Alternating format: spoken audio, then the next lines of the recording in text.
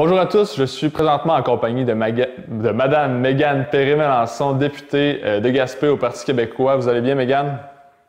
Ça va très bien, toi? Très bien aussi. Vous sortez d'une rencontre, une rencontre régionale avec la ministre Marie-Ève Proulx. Et maintenant, ce qui sort de ça, c'est que la Gaspésie est dotée d'un espace accélération et croissance. Est-ce que vous pouvez nous donner un peu de détails à ce sujet-là?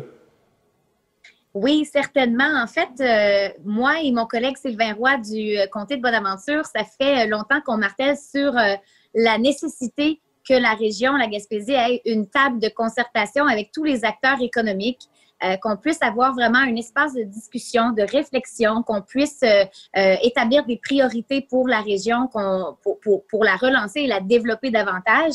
Et c'est une demande qu'on avait faite il y a un an de ça.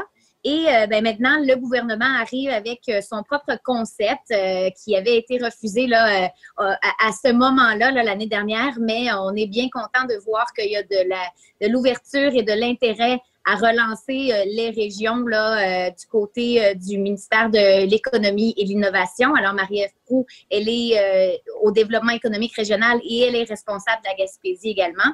Alors, elle était présente à cette rencontre qu'elle a initiée et on parle, c'est ça, d'un mandat de réflexion régionale on était une cinquantaine là, de participants à cette rencontre-là de manière virtuelle avec tous les secteurs économiques finalement qui étaient représentés. Très, très intéressant. Ce qui en est ressorti, c'est qu'il faut davantage se concentrer, mettre l'effort sur nos créneaux. On a déjà des créneaux en Gaspésie d'excellence, qu'on dit, des secteurs qui sont porteurs pour toute la région. Alors, on parlait notamment du secteur éolien, qui est vraiment important et qui arrive avec l'échéance de ces parcs éoliens qui vont devoir être réentretenus. Bon, l'entretien, le renouvellement des parcs éoliens, on a beaucoup misé là-dessus parce que ça donne, des revenus directement dans le secteur éolien, mais il y a beaucoup d'entreprises autour qui, de manière indirecte, en bénéficient aussi. Donc, on a été en mesure de sensibiliser le gouvernement sur ce dossier-là qui est très important pour la région. Il y a aussi tout le secteur récréo-touristique. On le sait, on l'a vu dans les dernières années, la saison touristique a toujours été en évolution. Le nombre de visiteurs chez nous a toujours été en augmentation. On a de plus en plus d'entreprises touristiques sur le territoire. Les hôtels se modernisent. Donc, il y a vraiment là quelque chose qu'il faut aller développer davantage. Bon, continuer avec la modernisation de l'industrie touristique et de miser sur, par exemple, nos espaces naturels parce que en contexte de pandémie, on l'a bien vu, les gens, ce qu'ils veulent cet été, c'est de venir profiter des espaces, des grands espaces verts. On a déjà beaucoup de touristes chez nous. Alors, on voit que ça grouille de partout et qu'il faut miser, investir davantage, par exemple, sur la chaîne des Chic-Chocs. On a peu d'installations, peu d'infrastructures pour le moment de calibre international. C'est ce qu'on disait justement dans cette rencontre-là. Alors, il y a beaucoup de potentiel qui n'est pas vraiment encore exploité là, à sa juste valeur. Alors, il y a ça, il y a également les pêches, il y a aussi la forêt. On a beaucoup finalement de secteurs porteurs pour la région et on a été en mesure de rappeler l'importance que le gouvernement soit là, soit derrière, injecte de l'argent pour pouvoir encourager ces projets-là et qu'on se modernise finalement dans tous ces domaines-là en région. Parce que le taux de chômage, il a augmenté malheureusement là, avec la crise qu'on vit. Et je pense que ça va être important que tout le monde, on se serre les coudes et qu'on travaille de façon en collaboration finalement, tous ensemble, pour pouvoir s'en relever sans trop d'impact économique là, sur la région.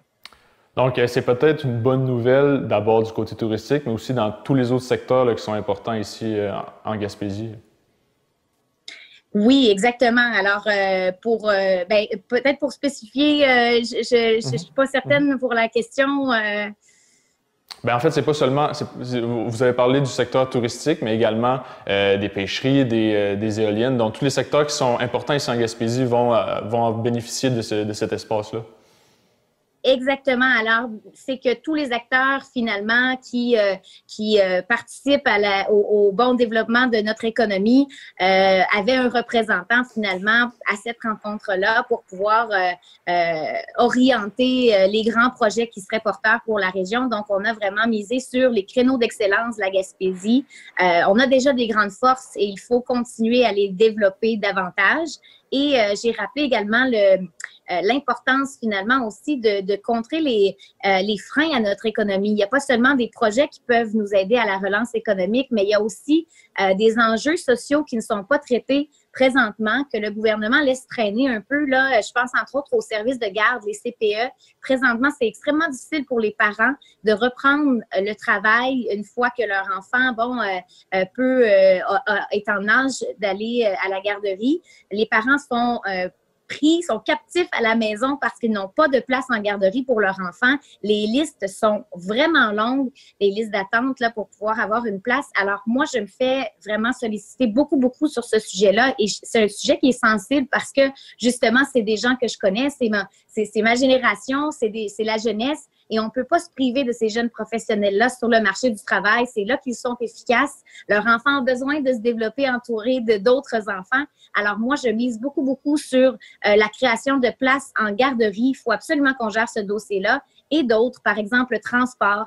Bon, il y a des dossiers comme ça qui nous empêchent de vraiment pouvoir aller plus loin dans le développement économique. Et ça, il faut s'y attaquer dès maintenant. Dans un autre ordre d'idée, on a eu une nouvelle là, du côté du gouvernement dans les derniers jours concernant la réouverture des bars. On avait discuté là, lors de notre dernière rencontre de la possibilité là, d'offrir un soutien aux chansonniers. Est-ce qu'on a un peu de nouveau dans ce côté-là, dans ce dossier-là, en fait, là, pour les chansonniers, pour la réouverture des bars? On a eu l'annonce, de la santé publique hier, le feu vert pour les bars et finalement, presque tous les secteurs ont eu une annonce de réouverture finalement hier. Sauf, par exemple, je crois, les grands événements, les festivals, on savait déjà que ça ne serait pas possible là, cet été. Les combats sportifs, bref, ce qui nous empêche d'avoir vraiment la distanciation de 2 mètres. Alors, on reprend finalement presque tous les secteurs économiques. Les bars en font partie. Les chansonniers, bien, c'est de voir les bars, de quelle façon ils vont devoir réaménager finalement leurs installations.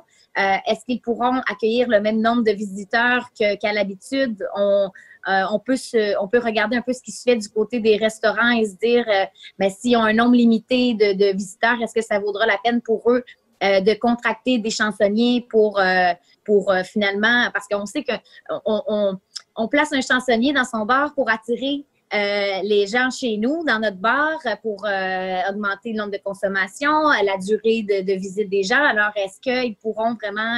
on souhaite vraiment que les chansonniers puissent regagner leur place, leur travail. Ça sera à voir, là, j'imagine, dans les prochains jours, quand les tenanciers de bar seront en train de préparer finalement leur réouverture. Il y a aussi les microbrasseries. On attendait le feu vert depuis longtemps. On parle de bar, mais les microbrasseries aussi qui n'avaient pas de permis pour la nourriture, eh bien, ils étaient aussi en attente de pouvoir ouvrir. Et les microbrasseries, ben, sont vraiment nos ambassadeurs de nos produits locaux. On les aime. Les touristes, il y en a beaucoup qui voyagent pour les visiter, donc on avait extrêmement hâte qu'ils puissent rouvrir.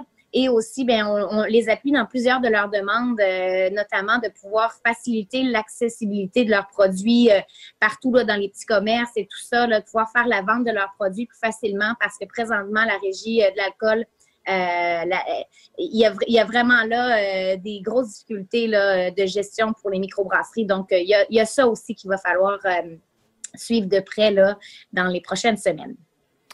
Bien évidemment, vous avez parlé un peu rapidement du cas des restaurants. Je crois que vous aviez un message que vous vouliez offrir là, aux propriétaires de restaurants, peut-être qu'il y aurait un peu plus de difficultés présentement. Oui, bien, on sait que c'est extrêmement difficile pour plusieurs d'entre vous avec les mesures qui avaient été annoncées, la première phase, la deuxième qui suivait. C'était difficile pour certains, même avec le délai qui avait été finalement accordé entre l'annonce et l'ouverture officielle des restaurants. Il y avait très peu de temps pour les restaurateurs d'aller restocker leur frigidaire, de vraiment préparer l'ouverture. On sait que ça a été vraiment difficile pour certains et même qu'il y en a qui ont décidé de ne pas ouvrir pour cette saison-ci. J'ai vu le Café Couleur justement à Barachois. J'aurais aimé être de passage aujourd'hui justement en fin de journée, puis j'ai vu qu'il était cette saison qui n'allait pas ouvrir. Alors, j'imagine qu'il y en a plusieurs qui sont dans cette situation-là. Puis, sachez qu'on continue à faire des représentations là, auprès du gouvernement. On sait qu'il y en a beaucoup dont les revenus, l'impact financier, on va le connaître finalement plus tard là, dans la saison, à la fin de la saison, peut-être dans un an, qu'est-ce qui aura vraiment été les effets de la crise sur les finances de nos restaurants et d'autres entreprises touristiques aussi. Alors, c'est un secteur qui a été vraiment, vraiment touché. Puis, on est avec vous, puis on souhaite que vous puissiez traverser la tempête, c'est certain, parce qu'on les aime, les restaurants de la Gaspésie, puis on veut qu'il y en ait qui ouvrent, on veut pas, ça serait vraiment triste d'en voir qui disparaissent là, suite à cette pandémie. Madame Mégane Perry-Mélançon, je crois que ça fait le tour là, des sujets dont on voulait discuter aujourd'hui. Je vous remercie beaucoup encore une fois pour votre temps. Puis on va peut-être se rater là, dans les prochaines semaines. Là. Je sais qu'on a des vacances qui s'en viennent, donc on va vous souhaiter des bonnes vacances et un bel été, puis on espère se reparler très bientôt. Merci beaucoup, puis j'en profite pour vous souhaiter bonnes vacances à toute l'équipe et à ceux qui nous écoutent aussi. Profitez du beau temps. On est choyés présentement. Là. Le mois de juin est très, très beau, très chaud. Donc, j'espère que vous avez l'occasion d'en profiter près d'un cours d'eau. On est chanceux d'en avoir tout autour de la Gaspésie. Alors, profitez-en pleinement et on se revoit bientôt. Merci beaucoup. À bientôt. Merci. Super. Bon, ça a bien